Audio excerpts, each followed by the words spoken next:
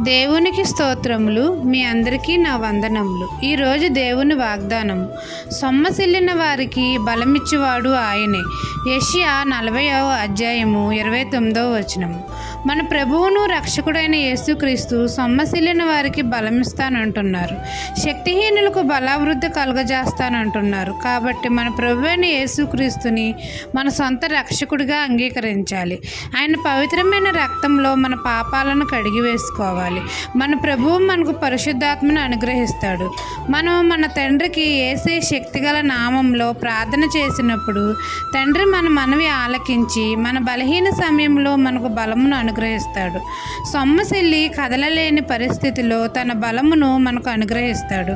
మనం శక్తిహీనులుగా ఉన్నప్పుడు బలాభివృద్ధి కలగజేస్తాడు. మన ప్రభువు మనకు రక్షణ కవచంలా ఉంటాడు. ఎల్లవేళలా మనల్ని కాపాడుతాడు. మన చుట్టూ తను కాపాడే దూతలను కాపుదలుగా ఇస్తాడు. ఈ దిన వాగ్దానము నా జీవితంలో నెరవేరాలని కోరుకుంటూ దేవుని సువార్త పరిచర్యలో మీ సహోదరి. ఆమెన్.